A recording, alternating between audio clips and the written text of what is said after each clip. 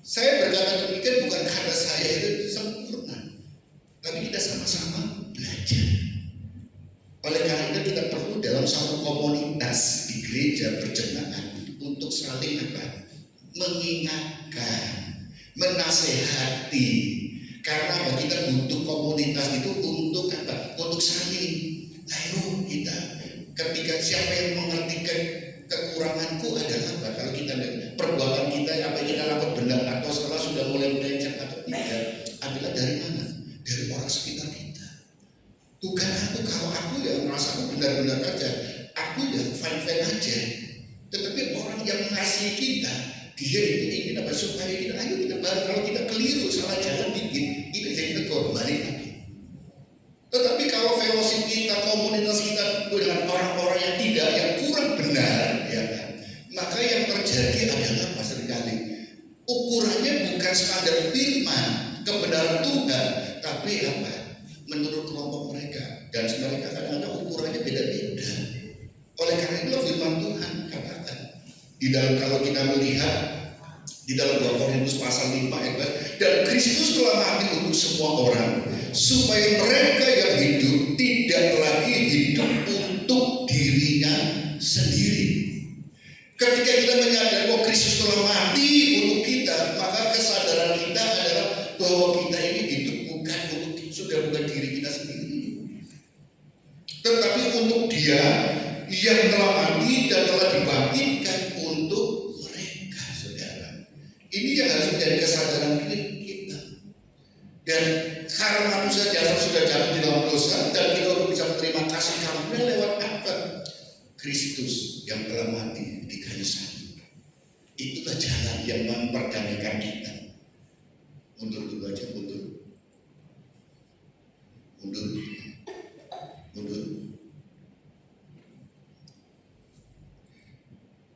Jadi Kristuslah yang mendamaikan kita. Jadi hidup kita berarti karena apa? Karena Kristus yang telah mendamaikan kita. Kita bisa melakukan sesuatu karena Kristuslah yang memampukan kita. Maka perhatikan, renungkanlah kita semuanya. Kita tidak dapat bersinar untuk jadi berkat karena apa? Karena kekuatan kita sendiri, tetapi oleh karena kasih karunia Kristus saja kita bisa menjadi berkat.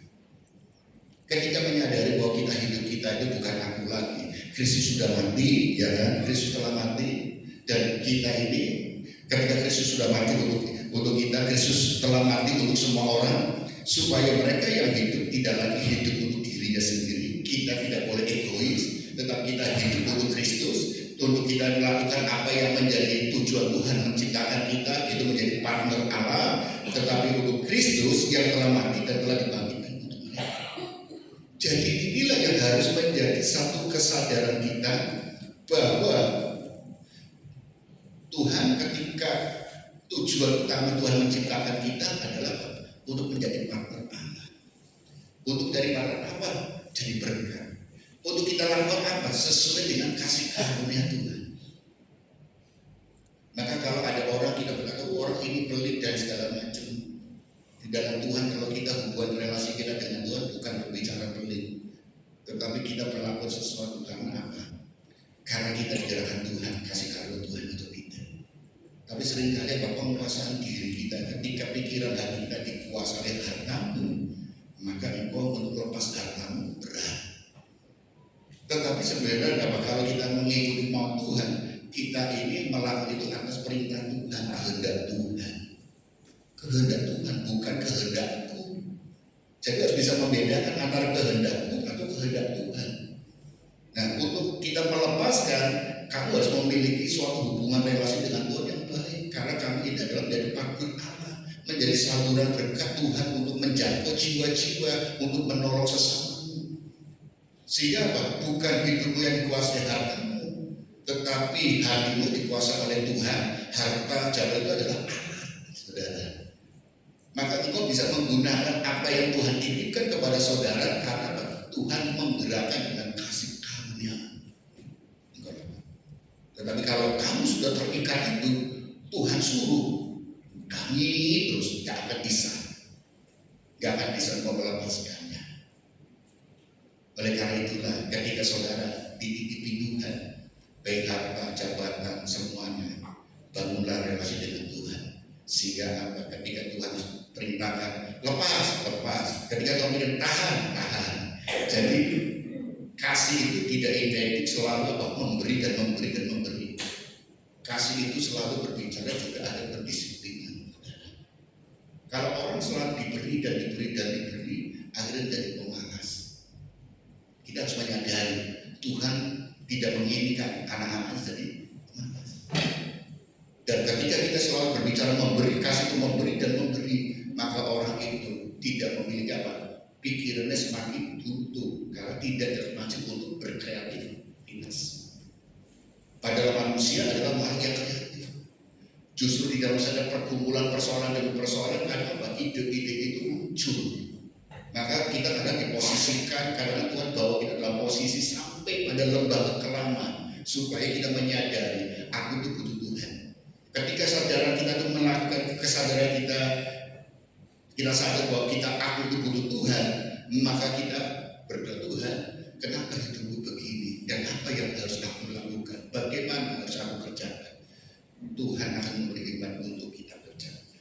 Banyak orang yang saya dengar kesaksian ketika orang itu ada dalam posisi lembah tertekan, justru itu adalah awal dari kebangkitan dia untuk pemulihan dan sampai kesuksesan. Kamis kemarin doa malam luar biasa saudara. Kemarin yang ketua renungan itu adalah Bapak Supian saudara. Kita mendapat berkat yang luar biasa. Bagaimana di dalam posisi ya kan ketika dia bercerita tentang bagaimana hidupnya sehingga dia bisa mulai bangkit lagi. Dari apa? Dari dilecehkan oleh teman-temannya, dari apa? Direndahkan oleh teman-temannya, justru itu menjadi satu titik balik untuk dia berusaha. Coba kalau nggak direndahkan, tidak ada semangat komit dalam dirinya. Aku harus tunjukkan pada mereka bahwa aku bisa. Kadang-kadang kita tuh perlu direndahkan dulu, baru ada kesadaran untuk aku melakukan sesuatu. Jadi saudara, Tuhan itu kadang memakai orang-orang tertentu.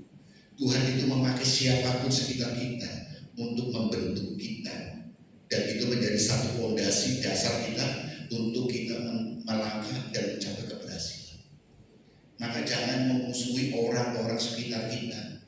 Justru kadang-kadang lewat orang-orang sekitar itulah justru itu menjadi satu trigger bagi kita untuk kita mencapai keberhasilan. Baik itu lewat kita direndahkan, dilecehkan atau apa segala macam kita tidak tahu. Atau mungkin kita ditipu orang, kita nggak tahu. Tapi kalau engkau mau bencilah perbuatan orang tersebut. Karena bagi kita Tuhan memakai orang-orang sekitar kita untuk membentuk kita. Besi mengajarkan besi, sesama mengajarkan manusia ditajarkan oleh sesama. Tuhan memakai mengutus orang-orang untuk membentuk kita. Jadi jangan selalu dituntut kasih itu selalu kita memberi dan memberi. Memberi tapi dia itu jadi pemalas dan dia tidak percaya Tuhan. Bahkan kita sadar dan sadar membawa menjerumuskan mereka. Ayo kita kasih cuma ikannya terus, kasih kailnya untuk dia memancing mendapatkan. Itulah yang menjadi kerinduan Tuhan untuk kita semua. Sama seperti bulan yang memantulkan cahaya matahari, kita bersinar karena kita memantulkan kasih. Jadi bulan tidak punya sinar sendiri, cahaya sendiri. Tetapi lewat cahaya matahari, sinar matahari itulah bisa memantul sehingga bisa terjadi antara malam yang gelap jadi terang. Walaupun kalau terangnya seperti matahari, tidak ada siang dan tidak ada malam, semua kepanasan semua. Dan akhirnya bisa tidur.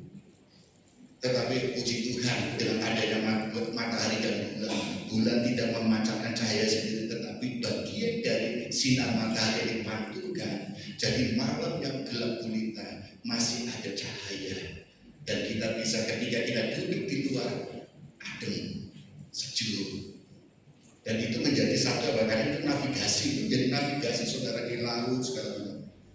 Ketika saya pelayanan di Kalimantan, saudara, Kalimantan Tengah Pedalaman tahun 98.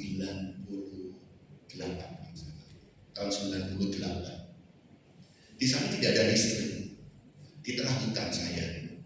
Jadi kalau kita keluar rumah sudah hutan.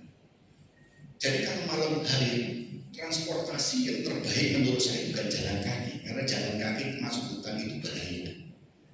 Transportasi yang terbaik menurut saya dan menurut orang-orang sana adalah lewat sungai. Itu lewat pakai perahu. Kenapa? Nah ketika naik perahu dalam kegelapan itu kan tidak ada listrik, tengah-tengah hutan, kanan kiri hutan. Justru di situ kalau kita lewat pakai perahu di tengah di sungai itu terang. Karena kita sungai ini apa? Gak mungkin pohon-pohon hutan itu menutupi semuanya. Pasti ada sungai lebarnya 10 meter atau 15 meter pasti ada celah. Dan bulan itu akan memantulkan cahayanya di air sungai itu sehingga apa? Lebih terang.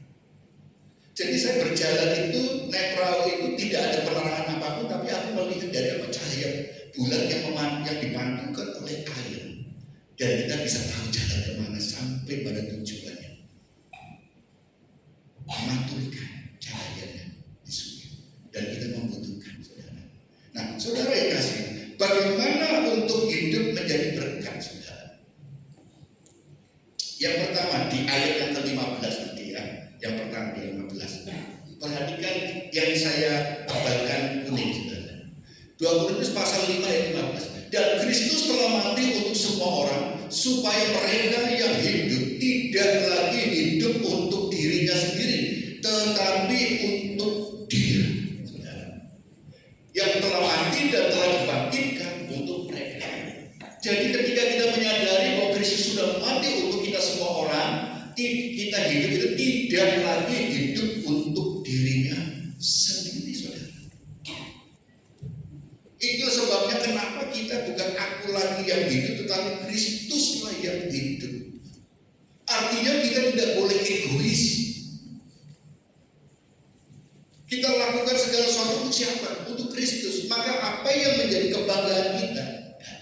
Kebanggaan kita sebagai orang percaya adalah ketika kita diberi kepercayaan oleh Tuhan. Kebanggaan saudara adalah ketika saudara diberi kepercayaan oleh Tuhan. Apa kepercayaan itu? Saudara bisa diberi kepercayaan harta, jabatan. Saudara bisa diberi kepercayaan oleh dengan kesehatan. Saudara bisa diberi kepercayaan oleh Tuhan. Apapun yang saudara miliki dan saudara nikmati itu adalah kepercayaan Tuhan. Oleh karena itulah kalau kita menyadari bahwa semua adalah kepercayaan Tuhan dan itu menjadi kebanggaan kita, maka kita harus kelola, gunakan untuk apa? Untuk kemuliaan Tuhan. Caranya bagaimana? Bangun relasi dengan Tuhan, sehingga kita bisa menerima peka akan kehendak Tuhan, suara Tuhan, apa yang harus kau kerjakan. Jadi hidupmu bukan ditawan oleh yang dititipi itu, kekayaan, jabatan dan segala macam, tetapi hidupmu adalah yang untuk mengelola itu semuanya, mengelola.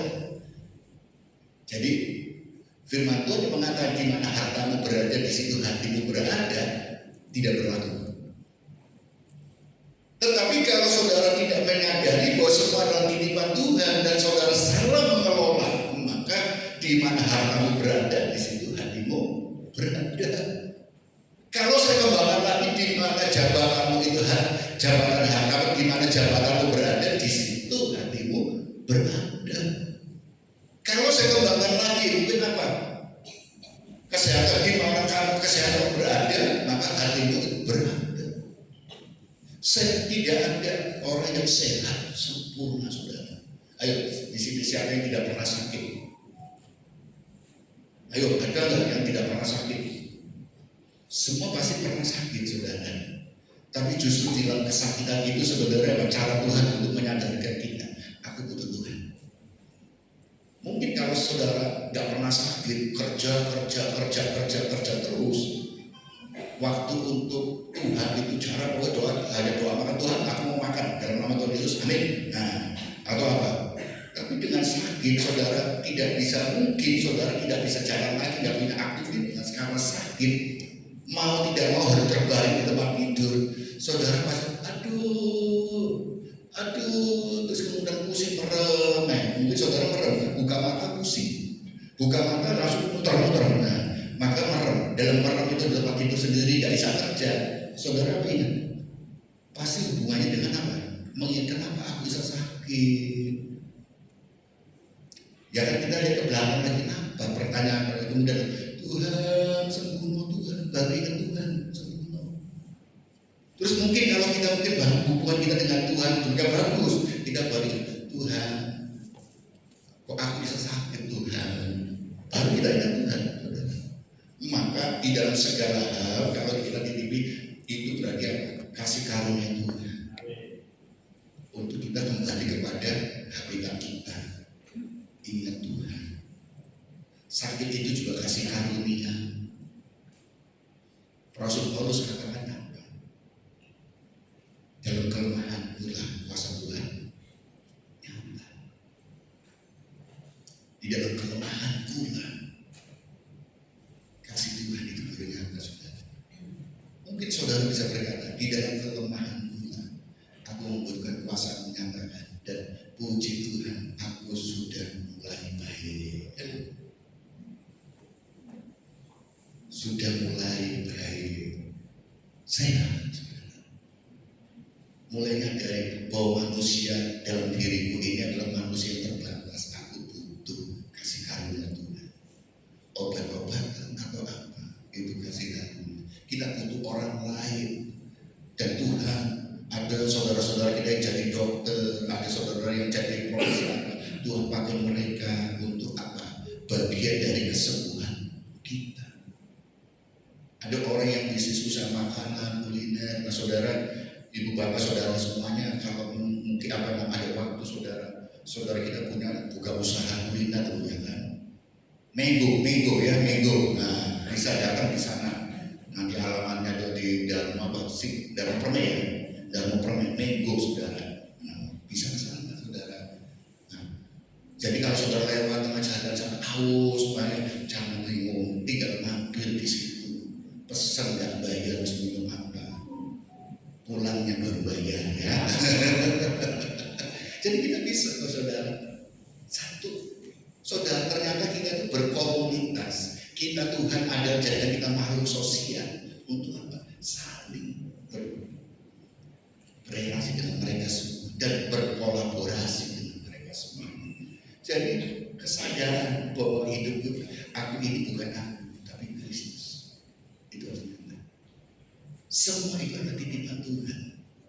Dan kalau kita membangun relasi dengan Tuhan, maka yang kita kerjakan, kita lakukan, penilaiannya itu bukan penilaian dari diri kita, tapi Tuhan suruh apa.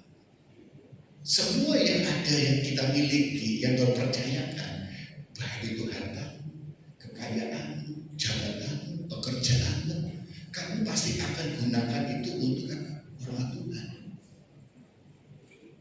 Bukan menguasai hidupmu sehingga apa, memutus relasi kamu dengan Tuhan, memutus relasi dengan Tuhan. Tetapi kita apa? Justru apa yang dititipi oleh Tuhan itu kita kelola dengan baik. Tentu untuk melepaskannya apa? Ketika saudara membangun relasi dengan Tuhan, kau akan mengelola dengan baik karena berdasarkan kehendak Tuhan. Tidak ada mungkin bagi orang katakan pelit, tapi bagi Tuhan karena dia mengelola dengan baik, karena sesuai dengan kehendak Tuhan. Jadi kehendak Tuhan. Kalau kita mengeluarkan suruh Tuhan, ojo Tuhan, aku masih kurang. Hati-hati. Kalau Tuhan kita sudah memerintahkan, Tuhan pasti akan memberkati lagi. Maka untuk tahu ini dari Tuhan tidak bangun relasi dengan Tuhan, bangun lewat doa dan firman itu. Kalau saudara ingin tahu apa yang waktunya aku melepas, waktunya aku menerima, bangun relasi dengan Tuhan lewat doa dan firman. Yang kedua saudara, yang kedua adalah memilih dengan standar Tuhan. Di dalam ayat 16 katakan demikian.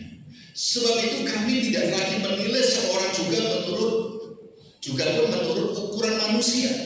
Dan jika kami pernah menilai Kristus menurut ukuran manusia, sekarang kami tidak lagi menilainya demikian.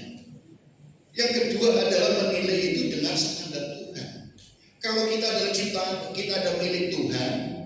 Kalau kita sudah hidup itu bukan aku lagi, Maka cara pandang kita, perspektif kita harus menggunakan dengan apa? Cara pandang Tuhan, standar Tuhan. Ada satu cerita saudara yang saya jalani. Kadang-kadang kita bisa melihat, ketika istri saya ini untuk masak apa? Ngupas berambang, saudara, bawang merah dan bawang putih. Ngupas. Terus kemudian naik apa? Ngeluh apa? Mataku perih, ya kan? Ngupas bawang merah dan bawang putih. Mataku perih, ngupas dulu. Jadi ngomel agak mengeluh dan ngomel ini beda-beda tipis ya kan itu kan? Beda-beda tipis. Mataku perih, ngupas berambang, bawang merah dan bawang putih ini. Lalu saya kata, wes mereka gitu, ada ini dia mau bawang merah, bawang putihnya tinggal siapin aja taruh, nanti tak kupas gitu kan. Ya, iya, bisa tak kupas. Betul, saudara, disiapin jadi bisa. Itu saya siapin kok pas waktu mau masak lagi, terus saya siapin bawang merah, bawang putih, itu kupasin ya. Ya, yang ternyata tidak itu ada dua kotak, saudara, ada dua tempat di BSD. Satu yang harus dikupas, yang satu yang tidak harus dikupas.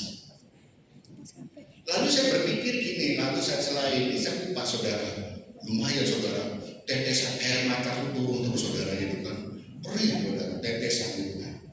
Dan jadi, wah kayak perih, tapi tak jalan sampai kupas satu bagian yang ini. Dalam pikiran saya, itu ngesarno ya bojoku itu kalau matanya perih, nangis gitu kan. Karena kupas bawang merah dan bawang putih. Jadi yang ada sisa satu besek lagi, ya kan? Terus tak kupas sekalian aja, tak kupas saja. Dan saya sudah mataku perih, sudah nangis terus ya kan. Setiap satu bagian itu saya kupas lagi semuanya. Bayangkan tujuanku supaya bojoku tidak nangis lagi, perih lagi. Saya kupas, saudara. Akhirnya semua tak kupasin semua bawang merah itu dua kotak ini ya yang untuk dimasak dan yang sisa itu masih banyak tak kupas semua bawang merah dan bawang putih. Lalu saya simpan. Setelah itu wis beres dalam hatiku, aku mau wis beres, aku akan dipuji, saudara. Tuh bojoku pinter mungkin atau bojoku apa dipuji. Bayanganku loh pikiran. Ternyata bukan dipuji, malah disalahkan, saudara, gitu kan. Aku sudah keluar air mata, perih, tak tahan-tahan, bukannya dipuji malah disalahkan. Loh kok dikupas kabeh?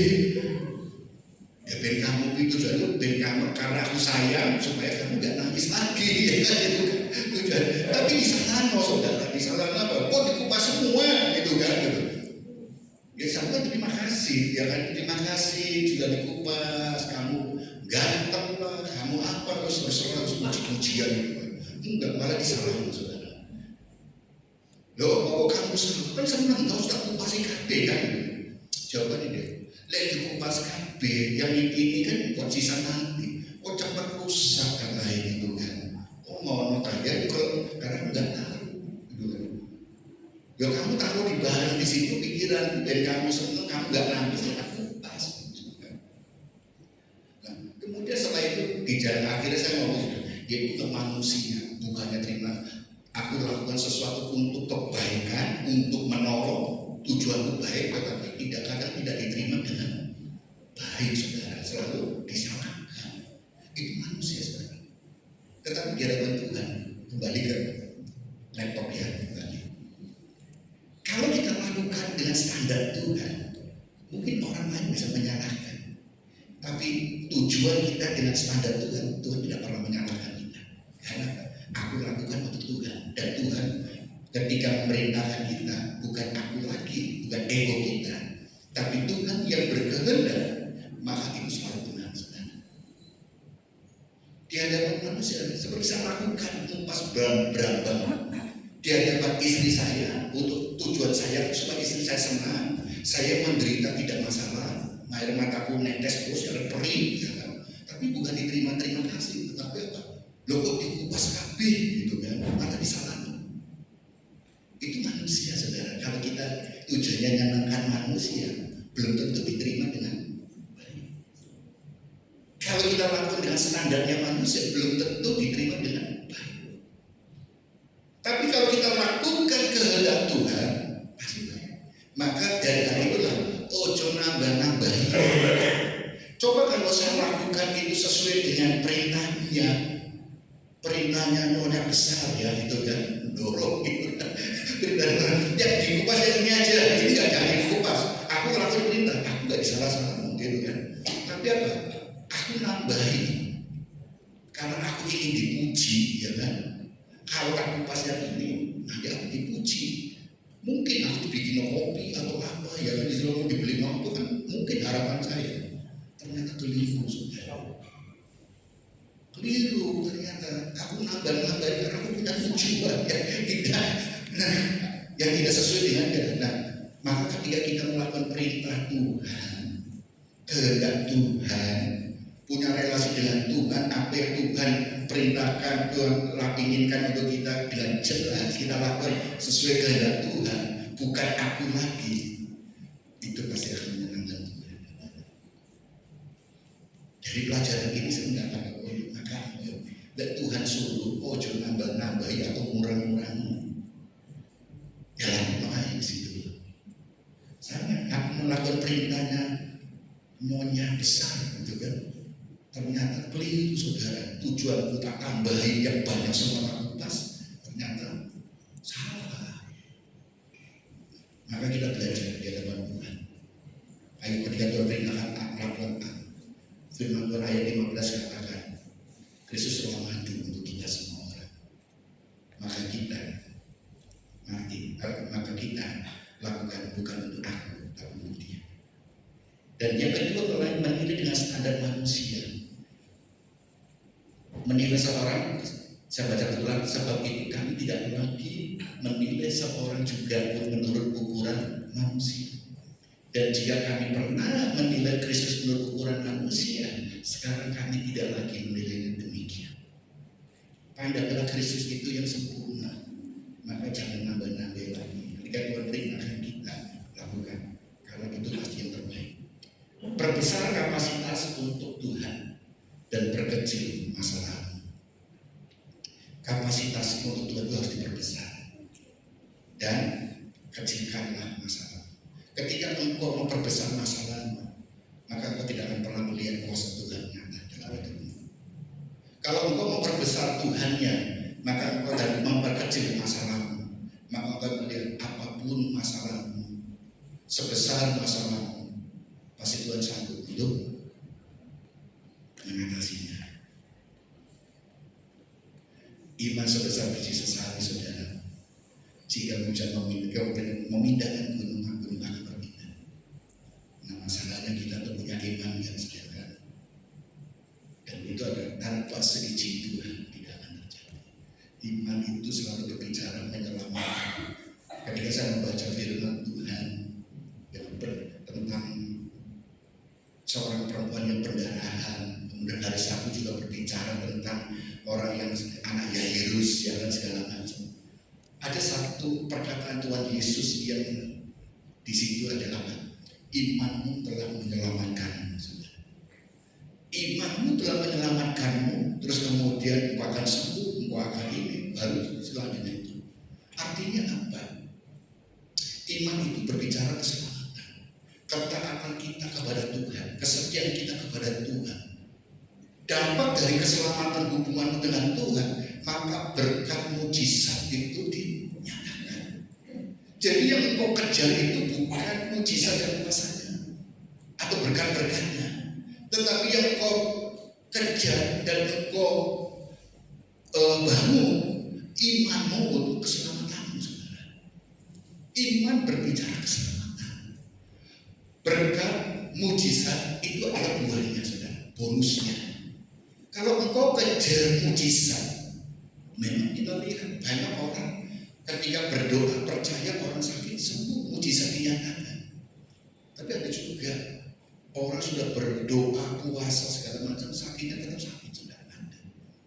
Jadi jangan kita langsung melegitimasi atau kita menguniversalkan, memproklaim bahwa orang Kristen kalau engkau sungguh-sungguh di dalam Tuhan, ketika engkau sakit pasti disembuhkan. Jangan berpikir demikian. ada bagian. Rasul Paulus juga ada mengatakan ada duri dalam dagingku. Karena Tuhan ingin sesuatu terjadi dalam hidup kita. Untuk apa? Kita itu mawas diri bahwa kita butuh Tuhan.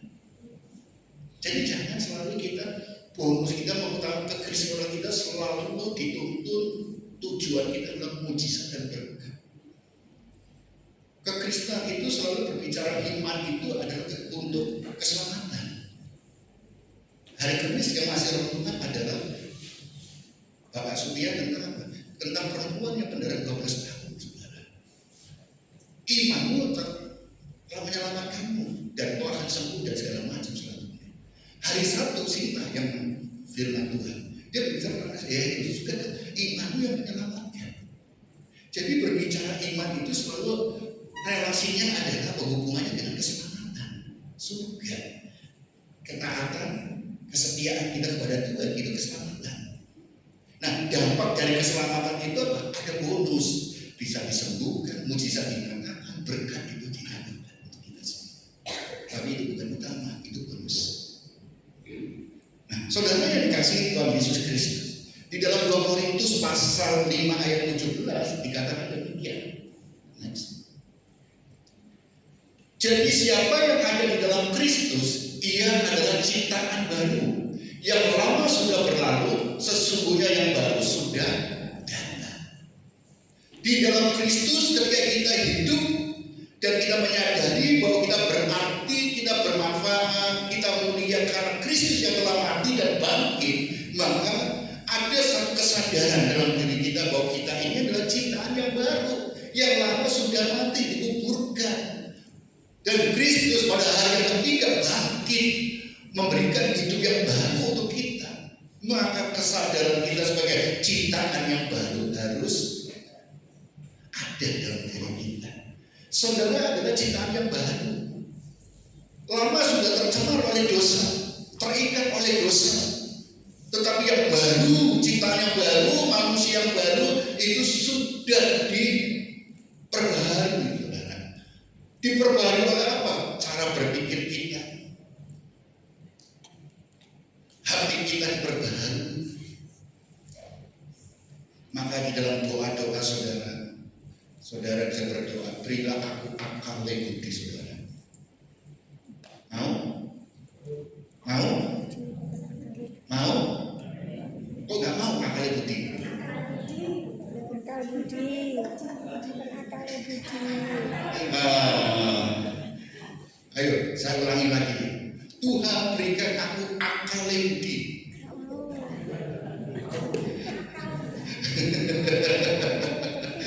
Ya, ayo, mau diberi akal, bukan akal itu turun dari akalnya budi, saudara. Yang kita minta akal budi, saudara, ya kan? Jangan kita akalnya manusia, saudara. Ya kan akalnya manusia kadang kita ini bisa apa? Karena kita masih manusia daging, saudara. Kita minta akal budi yang dari Tuhan supaya ini adalah yang sempurna, saudara, yang terbaik, saudara. Pikiran Kristus dan hatinya Kristus itu yang harus kita minta di dalam hati kita. Kalau akalnya manusia, hatinya manusia bisa berubah. Jadi kita minta jangan akal budi, tapi akal budi. Dari apa? Dari Tuhan, hikmat Tuhan mengasihi kita. Saudara ya, jadi kita ciptaan baru. Maka saudara berarti di hadapan Tuhan. Maka di dalam Roma pasal 12 ayat 1 dan 2, khususnya di ayat 2 adalah renewal, ada pembaharuan. Pembaharuan akal dan budi itu, saudara.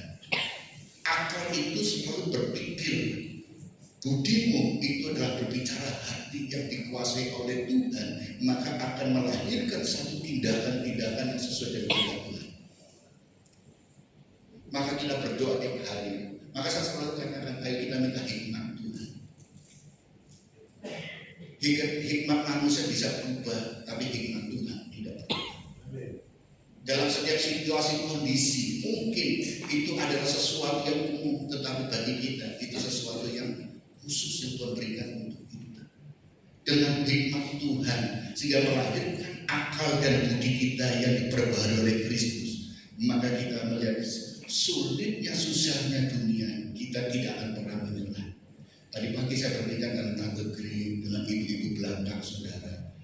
Ya betul ini, iya nanti takut masuk angin ya. Berbicara masuk angin. Hujan dari pagi kan hujan gerimis. Iya kok nanti masuk angin. Lalu saya tanya, kok ibu-ibu kok bingung? Yang turun hujan air kok takutnya masuk angin. Seharusnya takut masuk air ya kan, gitu kan. Hujan itu yang turun apa? Air. Kenapa kok takutnya masuk angin? Ada bilang, ya apa hujan tadi anginnya itu masuk dari mulut di depan sebelahku, sudah protek, bung, apa masuk angin katanya itu, angin masuk katanya saudara, kita minta hikmat Tuhan. Saya berkali-kali mungkin Ibu Bapak mengalami dalam situasi-situasi kadang Tuhan kasih hikmat, akhirnya kita menemukan jalan. Saya bukan orang ngerti mesin saudara, tapi kadang-kadang Tuhan kasih hikmat. Berulang-ulang saya cerita saudara, gimana pintu mobil saya nyala, kemudian saya keluar, dompet saya di dalam, ya kan? Akhirnya apa? Tanpa sadar itu apa? Tangan saya itu nempel di kuncinya ini, locknya mobil dari ketutup semua ketutup semua kan. Mesin nyala tapi mesin pintu itu terkunci semua kan. Saya nggak bawa kunci cadangan, bingung ya apa caranya. Ketika kebingungan itu aku ingat MacGyver dan maaf, saya juga belajar dari apa? Dari maling-maling saudara, maling mobil gitu kan. Maling yang ngambil apa? Kan kita sih lihat bagaimana kau membuka pintu. Ternyata caranya apa? Pakai penggaris apa? Dari celah jendela itu dari ini apa? Saya coba cari penggaris. Tak kotek-kotek gak buka saudara itu kan. Karena saya gak ahli. Tak kotek-kotek gak buka. Akhirnya apa? Saya bingung. Mobil itu udah jalan semua. Saya biasain orang. Ya apa ya itu rombongan saya. Kamu jangan bilang ya apa dengan bikin aku kopok gitu. Aku ya lagi bingung ini kan. Akhirnya apa? Jujur, aku langsung duduk tenang. Apa caranya Tuhan? Aku nggak ngerti sih tak putih-putih kopone, aku nggak ngerti. Cuma aku lihat di TV, bagaimana maling buka pintunya mobil itu dengan apa? Cara penggaris masuk terus di otak dia langsung buka saudara. Saya nggak ngerti, saya kan belum pernah jadi maling kan. Nggak ngerti caranya. Akhirnya saya diam tuh udah kotak-kotak aja. Buka saudara, buka sendiri. Saya ulangi lagi belum tentu bisa saya. Ngulangi lagi saya belum tentu bisa bukan. Tapi waktu itu saya bisa akhirnya apa? Di udah gak bisa, aku duduk diam berapa menit. Tahu lagi bisa bukan saudara. Itu satu. Pengalaman itu banyak saudara. Ketika saya jalan naik sepeda motor, saya ada pelayanan di Trepes naik sepeda motor saudara. Ke sana di tengah jalan hujan kepala saya pusing saudara. Pusing kepala. Akhirnya saya hanya berpikir, aku kepalaku pusing kan. Nah teruskan bahaya. Dia ini akhirnya apa? Ada suara dalam hidup hati saya. Saya bawa atas Alkitab, ternyata di dalamnya tuh ada apa? Friskan, gitu friskan. Coba kamu ambil, takut-takut kentem. Kamu belum nanya ke kepalamu, saudara. Belum. Ya ikut aja saya nggak ngerti itu manfaatnya apa saya nggak tahu. Aku jelas di kepalaku. Pusingku hilang, saudara. Sehingga saya jalan lagi. Dan ini yang mungkin ditiru saudara-saudara kalau saudara ingin memutihkan rambut atau menghidangkan rambut, mungkin belajar dari pemutih. Itu pakai minyak kayu itu bukan minyak saudara, minyak rambut saudara. Nanti itu putih. Terbukti kan dia itu kenapa rambutnya putih seperti pakai minyak rambutnya pakai minyak ini kayu putih saudara. Sehingga kalau pakai mobil masuk ke mobil kalau kita mau jalan dia duduk langsung masuk mobil. Jomengok gitu, bau semua minyak kayu putih dari mobilku hanya dengan guyon-guyon. Enggak, rambutmu itu loh pakai minyak kayu putih ini. Ya pakai minyak rambut gitu kan. Lalu mobil bau semua kan itu kan pusing semua. Saudara. Nah, saudara, hikmat Tuhan itu. Jadi saudara ayo dalam situasi kondisi apapun minta hikmat Tuhan untuk bisa ini. Seperti kita memandang mobil saudara. Bagaimana cara pandang kita? Ini seperti mobil saudara. Hidupmu, kamu punya masalah loh yang dulu mungkin terikat dengan dosa. Tapi lewat korban Yesus di kayu salib, hidupmu diperbarui, diperdamaikan dengan Tuhan, dan engkau menjadi ciptaan yang baru. Oleh karena itulah saudara, coba saudara pandangkan mobil. Mobil itu kenapa di depan kita kaca itu besar, sedangkan spion itu kecil, dan itu kaca yang di dekat ini, lampu di atas ini kok kecil. Kenapa? Untuk melihat belakang itu kok kecil semua, tapi kaca untuk melihat ke depan kok besar. Ada satu hal yang penggambarannya dari analogi ini. Engkau boleh lihat masa lalu saudara, tapi jangan terlalu dilihat terus. Masa lalu itu untuk pembelajaran saja, evaluasi. Tapi hidup itu ke depan. Maka mobil itu kacanya besar supaya bisa melihat masa depan saudara, ke depan, bukan ke belakang. Lanjut saudara. Ada satu pembelajaran, ingatlah belajar masa sekarang ini. Ada belajar masa lalu itu menentukan masa ini saudara. Engkau belajar masa lalu untuk apa? Keberadaanmu sekarang itu tidak terlepas dari masa lalu. Kalau engkau perbaiki belajar dari masa lalu, maka sekarang engkau akan berhasil saudara. Karena masa lalu tempat untuk pembelajaran kita untuk kesuksesan hari ini. Masa kini menentukan masa depan. Jika engkau mulai dari saat ini start yang bagus, mulai memperbaiki diri, mulai untuk action, tindakan-tindakan, andalkan Tuhan, maka engkau akan punya masa depan. Tapi kalau engkau menyanyiakan masamu sekarang ini, engkau sia-siakan hidupmu saat ini, engkau tidak akan punya masa depan. Jadi ayo mulai hari ini, milikilah, gunakanlah dengan baik untuk engkau memiliki masa depan. Masa depanmu menentukan pengharapan. Kalau engkau selalu berlihat ke depan, engkau selalu berpengharapan bahwa di dalam Tuhan ada pengharapan dan masa depan pasti indah. Karena orang yang semangat dan memiliki pengharapan, engkau yang akan punya masa depan. Untuk adik-adikku, mereka anak-anakku semuanya, ayo, engkau masih muda, masa depanmu masih luas. Tapi engkau tidak boleh lepas dari pengharapan dalam Tuhan. Untuk bapak-bapak, ibu-ibu yang lebih senior dari saya, walaupun umur manusia 70, tapi kalau sampai kasih karunia 80, itu pun kalau kita jalani dengan semangat, umur tidak ada masalah. Oleh karena itu selalu berkomunikasi, berkomunitas. Di sini diadakan ibadah dewasa muda saudara. Ayo ibu-ibu yang umurnya di atas 50 ke atas, usia boleh tambah, tapi ketika beribadah, berkomunitas di ibadah dewasa muda, yang muda didewasakan, yang dewasa dimudahkan hatinya, semangatnya saudara. Bergabung. Percayalah kalau saudara bergabung dengan anak-anak muda di dewasa muda, percayalah rambut ubanmu pasti berkurang. Cobaan hitungan pasti kurang. Cobaan, ya, dan kan saudara lihat rambutmu pasti akan berkurang. Mungkin karena rontok, mungkin ya gitu ya. Saudara, ya next. Terakhir saudara, sadarlah Allah turut bekerja dalam segala peristiwa. Roma 8 ayat 8. Kita tahu sekarang bahwa Allah turut bekerja dalam segala sesuatu untuk mendatangkan kebaikan bagi mereka yang mengasihi Dia, yaitu bagi mereka yang terpanggil sesuai dengan rencana Allah.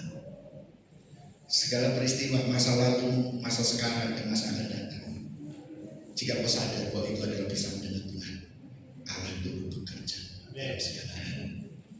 Walaupun kau dalam kondisi terpuruk atau apapun, sadarlah Allah turut bekerja.